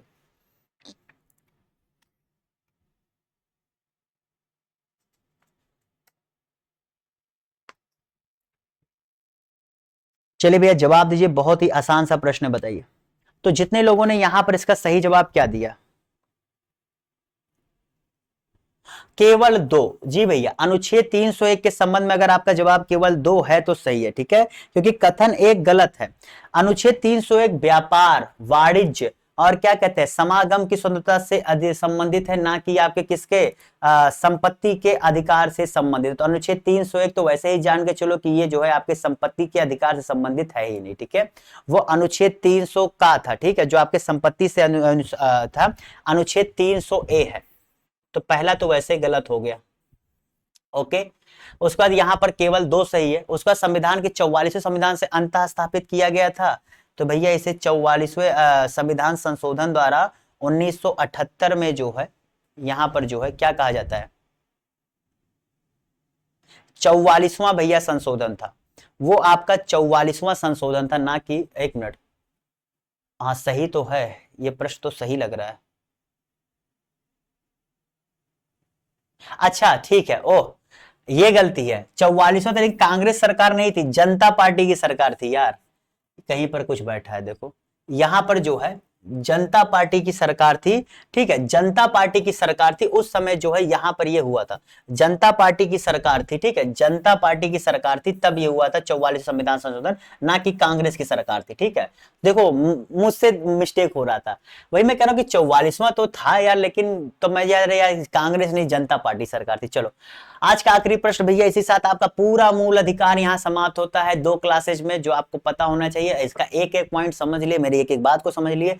तुम पहली क्लास और दूसरी क्लास देखोगे, उसमें मैं खास करके 5-6 अनुच्छेद को इतनी बार बता चुका हूं कि तुम्हें हो सकता है कि तुम्हारा समय बच जाए अगर पता हो, या हो सकता है जो कंफ्यूजन आज तक रहा हो इन दोनों क्लास को मिलाकर रिवीजन हो, क्या वो कंफ्यूजन खत्म हो जाएगा, ठीक है। तो ये जान के चलो, क्योंकि ये जो मैंने पढ़ा दिया यहीं से आपके प्रश्न बनते हैं। बाकी अनुच्छेद जो आपका तमाम अनुच्छेद और भी बचते हैं वैसे देखा जाए, जैसे 31 का, 31 खा, 31 गा बचता है अनुच्छेद। उसके बाद जो है आपके क्या नाम है, ये आपका क्या आता है, मार्शल लॉ, ठीक है। अनुच्छेद 34 जो होता है, तो 34 हो गया, ये सबके संबंध में कम पूछे जाते हैं, ठीक है। और अनुच्छेद जो 35 होता है उसके संबंध में एक चीज बता दूंगा, फिर उसके बाद क्लास खत्म करूंगा, पहले ये देख लेते हैं। तो जितने लोगों ने मूल अधिकारों का महत्व है, मैं सही कथन क्या है, देश में लोकतांत्रिक व्यवस्था को स्थापित करने में, ठीक है, चलो ओके। उसके बाद क्या है, चलिए यहां पर बताइए, स्थापित है भारत सरकार की धर्मनिरपेक्ष छवि को बल प्रदान करने में, सरकार के शासन पर पूर्णता पर नियंत्रण करते हैं, लोगों को राजनीतिक प्रसार पढ़ने में भाग लेने का अवसर प्रदान करते हैं। तो बताइए आपके हिसाब से क्या मिल रहा है भैया।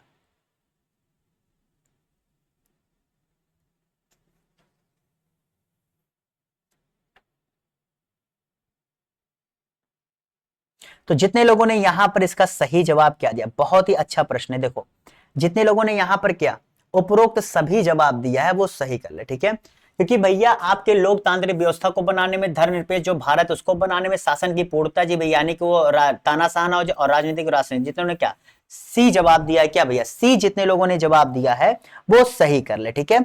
अनुच्छेद 35 केवल एक चीज ये कहता है, अनुच्छेद 35 बस एक चीज कहता है, इसलिए मैंने कोई बहुत विशेष इस पर प्रश्न नहीं बनाया, कि भैया अगर ये स्पष्ट रूप से कहता है अनुच्छेद 35 की अगर मूल अधिकारों के संबंध में कोई भी कानून बनाना होगा तो वो केवल और केवल संसद द्वारा बनाया जा सकता है, राज्य विधानमंडल इसके संबंध में कोई भी क्या कहते हैं कानून नहीं बना सकता, ठीक है। यही चीज यहां पर कहता है, ठीक है, और कोई भी बात ऐसी नहीं है जिसके अलावा आप जान सको, ठीक है, समझ गए। मतलब उसके संबंध में कुछ कानून राज्य बनाते हैं, लेकिन वो अलग चीज होगी। अगर मूल अधिकारों में संशोधन, मूल अधिकारों के संबंध में कुछ बनाने की बात आएगी तो केवल और केवल आपके संसद द्वारा ही बनाया जा सकता है। तो भैया इसी साथ इस क्लास को समाप्त करते हैं। कैसी लगी क्लास ये बताओ, कैसा मैंने पढ़ाया, मूल अधिकारों को पहले दूसरी क्लास से देख लेना। ऐसे ही मैंने इससे पहले भी आप लोग को पढ़ाया हुआ है, अनुच्छेद 1 से लेके 35 तक यहाँ मैंने कवर कर दिया।